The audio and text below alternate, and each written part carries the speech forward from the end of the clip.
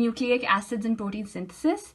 This, I would say, has a little more material than the rest of the chapters. You are going to be focusing on the structure of DNA and RNA, which can be a little hard to, wrap your head around. But once you grasp that concept, it's very easy to like hang on to it. You're going to be talking about the structures of DNA and RNA, the fundamental differences in their structure, what makes them different, and also DNA replication, which is very important. If you want to understand why genes actually make an impact and have an impact in human life, because without this replication, they wouldn't have an impact at all. So understanding the concept of how this replication takes about is very important. Genes and mutations, DNA, RNA, protein synthesis, yes. Then you have transport in plants, which is frankly my least favorite chapter, but again, once you wrap your head around it, it's very easy to like hold on to it. This again is information heavy. There's a lot of stuff that you need to be memorizing here. I think it's important to remember which chapters to study in which particular days. It's very common for you to wake up one day and feel as if today is a day that you do not want to be memorizing information. I think it's very important to break down your schedule and break down your syllabus that way, to be flexible. So if you feel as if you're having a day when you don't want to be memorizing a lot of information, I'd say you focus on chapters like enzymes, chapters like cell membranes and transport, chapters like cell structure. And if there's a particular day when you feel as if, today is a day when I can actually retain a lot of information, that would be a day that I think you should be focusing on chapters like transport and plants, which do have a lot of information. So, there are technical bits to them. So like, how water is actually going to be moving through these xylem vessels, that is a technical bit, but there's a lot of memorization that goes into these. You have transport in mammals, which is actually a really nice chapter, but it's very, very information heavy. So, taking out separate time for this during your exam preparation schedule would be very important. And we're going to be studying all of these at our pace. There's gas exchange and smoking. This is a bit of a technical chapter, not very information heavy. Yes, when you study about lung diseases, it can get a little information heavy, but that's a very minute part of it. Most of it is the technical bit, which is how gas exchange actually is occurring. So, the main parts of this entire of the entire system, the trachea, the bronchi, the bronchioles, and then the alveoli, and how gas exchange actually occurs inside the alveoli, that's going to form the major part of this chapter. Then you have infectious diseases, which is information heavy, but it also tends to be a lot of people's favorite chapter. It's just really interesting. I'm going to be sharing some notes that I have in infectious diseases. I think those notes have the important bits from the entire chapter, and you wouldn't really have to go through the entire thing, which can get a little tedious. So if you feel as if you don't have the patience for that, you can always go for the summarized version of those notes.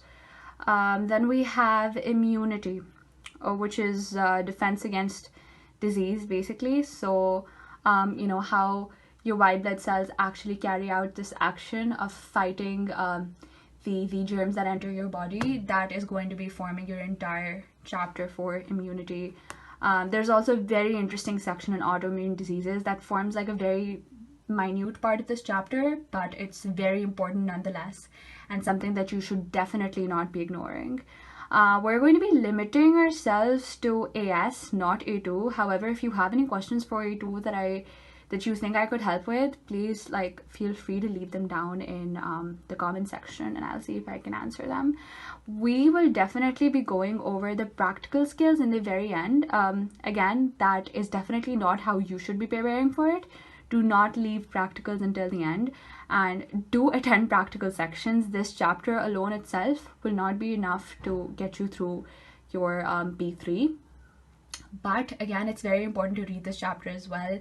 They're learning how to calculate standard deviation, which is something a lot of people take for granted and do not end up doing.